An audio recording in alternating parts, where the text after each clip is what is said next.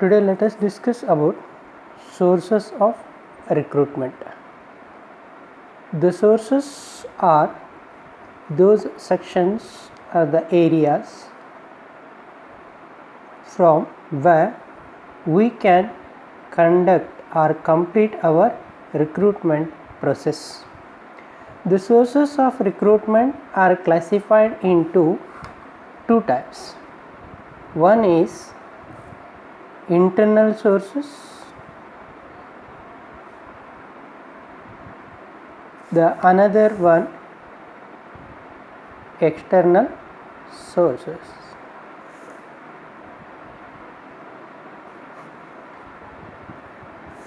In this video we discuss about internal sources. ನೇಮಕಾತಿಯ ಮೂಲಗಳು. ನೇಮಕಾತಿಯ ಮೂಲಗಳು ನೇಮಕಾತಿಯ ಪ್ರಕ್ರಿಯೆಯನ್ನು ಪರಿಣಾಮಕಾರಿಯಾಗಿ ಕೈಗೊಳ್ಳುವಲ್ಲಿ ಇರುವಂತಹ ಅವಕಾಶಗಳು. ಈ ಮೂಲಗಳಲ್ಲಿ ಸೂಕ್ತವಾದ ಮೂಲವನ್ನು ಆಯ್ಕೆ ಮಾಡಿಕೊಂಡಾಗ ನೇಮಕಾತಿಯು ಪರಿಣಾಮಕಾರಿಯಾಗಲು ಸಹಾಯಕವಾಗುತ್ತೆ. ನೇಮಕಾತಿಯ ಮೂಲಗಳನ್ನು ಎರಡು ಭಾಗಗಳಾಗಿ ವಿಂಗಡಿಸಲಾಗುತ್ತೆ. There are two sources of recruitment. One is internal sources, ಆಂತರಿಕ ಮೂಲಗಳು. ಎರಡನೆಯದು ಬಾಹ್ಯ ಮೂಲಗಳು.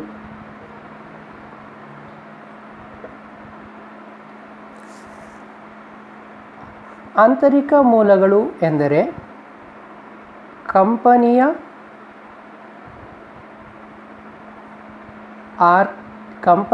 ಆಂತರಿಕ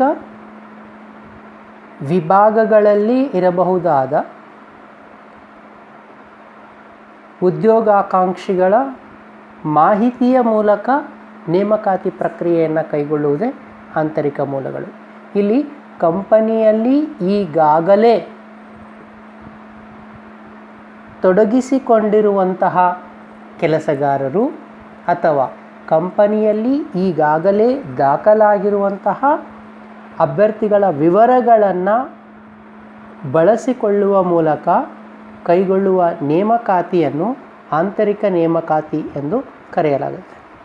internal sources are those where company get the sources, that is details of candidates within the organization. Within the organization, company get the suitable candidate for the vacancies available in the organization. So internal sources are those where the present employees who are working in the organization can be attracted to apply for the other jobs within the organization, or the previous applicants might have been used as a candidate for the present recruitment.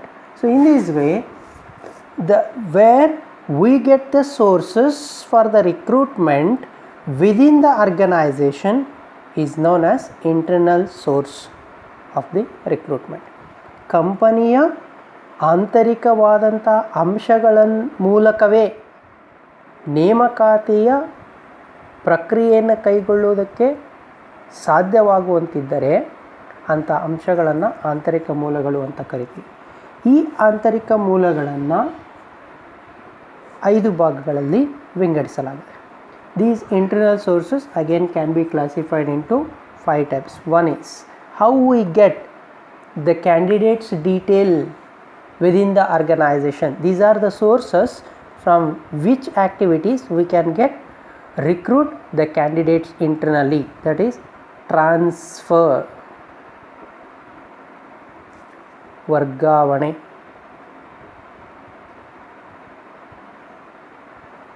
The second, before we go with the second point, let's discuss a transfer. Transfer means shifting an employee from one position to another with equal authorities, responsibilities and position with the same authorities and responsibilities. Shifting an employee from one position to another equivalent position of the organization, one activity to the another activity with the same level of authorities and responsibility is known as transfer.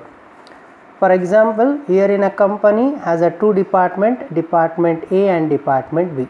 Assume department B required a clerk. Here, if the company feels that in department A there is excess, or an employee who is working in a department A can be effectively perform in department B, then company may shift this employee to department B, where department A can perform without this candidate.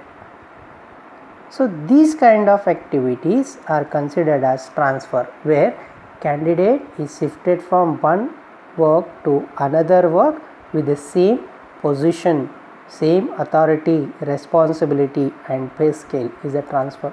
So here company get employee for its B department from within the organization. So this is the transfer. Then second is promotion, ಬಡ್ತಿ. ಮೊದಲನೇ ಅಂಶ ವರ್ಗಾವಣೆ. ವರ್ಗಾವಣೆ ಅಂದರೆ ಕಂಪನಿಯಲ್ಲಿ ಕಾರ್ಯನಿರ್ವಹಿಸುತ್ತಿರುವ ಕೆಲಸಗಾರನನ್ನು ಆತನ ಒಂದು ಸ್ಥಾನದಿಂದ ಅದಕ್ಕೆ ಸಮಾನಾಂತರವಾದ ಇನ್ನೊಂದು ಸ್ಥಾನಕ್ಕೆ ಬದಲಾವಣೆ ಮಾಡುವುದನ್ನು ವರ್ಗಾವಣೆ ಎನ್ನುವರು. ಇಲ್ಲಿ ಕೆಲಸಗಾರನು ಒಂದು ಸ್ಥಾನದಿಂದ ಒಂದು ಕೆಲಸದಿಂದ ಇನ್ನೊಂದು ಕೆಲಸಕ್ಕೆ ಬದಲಾಯಿಸಲ್ಪಡುತ್ತಾನೆ, ಆದರೆ ಆ ಕೆಲಸದಿಂದ ಅವನ ಅಧಿಕಾರ ಮತ್ತು ಹೊಣೆಗಾರಿಕೆಗಳಲ್ಲೇನೂ ಬದಲಾವಣೆಗಳಿರುವುದಿಲ್ಲ. ಅಧಿಕಾರ ಹೊಣೆಗಾರಿಕೆಗಳು ಒಂದೇ ತೆರನಾಗಿರುವ ಅಥವಾ ಸ್ಥಾನಮಾನ ಒಂದೇ ತೆರನಾಗಿರುವ ಒಂದು ಕೆಲಸದಿಂದ ಇನ್ನೊಂದು ಕೆಲಸಕ್ಕೆ ಒಬ್ಬ ಕೆಲಸಗಾರನನ್ನು ಬದಲಾಯಿಸುವುದೇ ವರ್ಗಾವಣೆ. ಎರಡನೇ ಅಂಶ ಬಡ್ತಿ. ಆಂತರಿಕ ಮೂಲದ ಎರಡನೆಯ ಅಂಶ ಬಡ್ತಿ. ವರ್ಗಾವಣೆಯ ನಂತರದಲ್ಲಿ ಒಂದು ಅಂಶ. ವರ್ಗಾವಣೆಗೂ ಬಡ್ತಿಗೂ ಏನು ವ್ಯತ್ಯಾಸ ಅಂದರೆ ಇಲ್ಲಿ ಅಧಿಕಾರ ಮತ್ತು ಹೊಣೆಗಾರಿಕೆಗಳು ಹೆಚ್ಚಾಗ್ತವೆ. Promotion is shifting an employee from one position to another with additional authorities and responsibilities. So it means here shifting of an employee from one job to another job will increase the position of the employee. Employee's position will be improved than the previous job, where his authorities and responsibilities will also increase. Such shifting of an employee is known as promotion. ಬಡ್ತಿ ಎಂದರೆ ಸಂಸ್ಥೆಯಲ್ಲಿ ಕಾರ್ಯನಿರ್ವಹಿಸುತ್ತಿರುವ ಒಬ್ಬ ಕೆಲಸಗಾರನನ್ನು ಒಂದು ಹುದ್ದೆಯಿಂದ ಅದಕ್ಕಿಂತ ಉನ್ನತವಾದ ಇನ್ನೊಂದು ಹುದ್ದೆಗೆ ಬದಲಾಯಿಸುವುದನ್ನು ಬಡ್ತಿ ಎನ್ನುವರು. ಇಲ್ಲಿ ಒಂದು ಹುದ್ದೆಯಿಂದ ಇನ್ನೊಂದು ಹುದ್ದೆಗೆ ಕೆಲಸಗಾರನ ಕೆಲಸವು ಬದಲಾದಾಗ ಆ ಹುದ್ದೆಯಲ್ಲಿರುವಂಥ ಅಧಿಕಾರ ಮತ್ತು ಹೊಣೆಗಾರಿಕೆಗಳಲ್ಲಿ ಹೆಚ್ಚಳವಾಗಿರುತ್ತದೆ, ಬದಲಾವಣೆಗಳಾಗಿರುತ್ತೆ. ಅಧಿಕಾರ, ಅಧಿಕ ಹೊಣೆಗಾರಿಕೆಗಳಿರುವಂತಹ ಉನ್ನತ ಹಂತದ ಒಂದು ಕೆಲಸಕ್ಕೆ ಒಬ್ಬ ಕೆಲಸಗಾರನನ್ನು ಬದಲಾಯಿಸುವುದು ಅಥವಾ ವರ್ಗಾಯಿಸುವುದೇ ಬಡ್ತಿ. ಇಲ್ಲಿ ಕೂಡ ಕಂಪನಿ ತನ್ನೊಳಗಿರುವ ಕೆಲಸಗಾರನನ್ನೇ ಉನ್ನತ ಹಂತದ ಕೆಲಸಕ್ಕೆ ಬಳಸುತ್ತೆ. The third is employees reference or employee referral.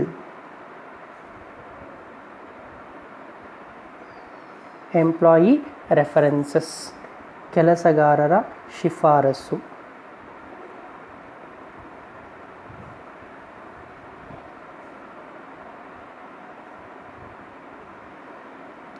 ಕಂಪನಿಯಲ್ಲಿ ಈಗಾಗಲೇ ಕಾರ್ಯನಿರ್ವಹಿಸುತ್ತಿರುವ ಕೆಲಸಗಾರರಿಗೆ ಕಂಪನಿಯಲ್ಲಿ ಖಾಲಿ ಇರುವ ಹುದ್ದೆಗಳ ಬಗೆಗೆ ಮಾಹಿತಿಯನ್ನು ನೀಡಲಾಗುತ್ತೆ.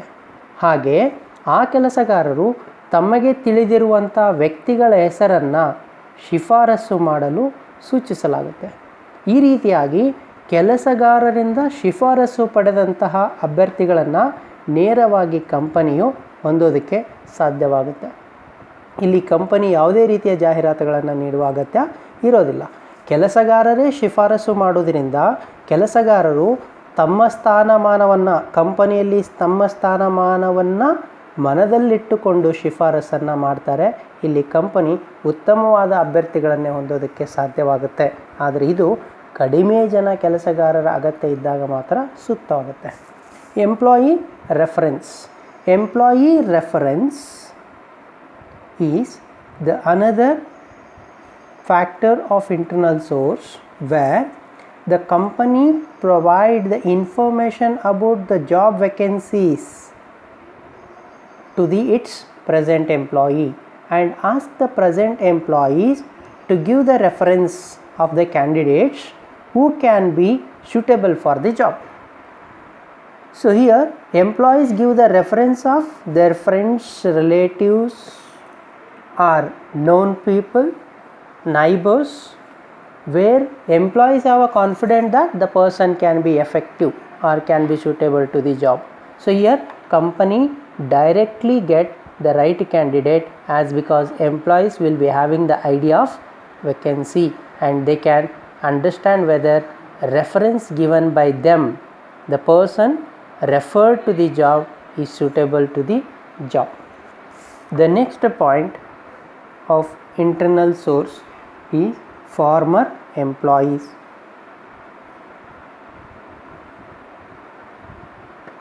Former employee, ಮಾಜಿ ಕೆಲಸಗಾರರು. ಮಾಜಿ ಕೆಲಸಗಾರ. The former employees are those who were working in the organization at past, who have been worked in the organization and left the job.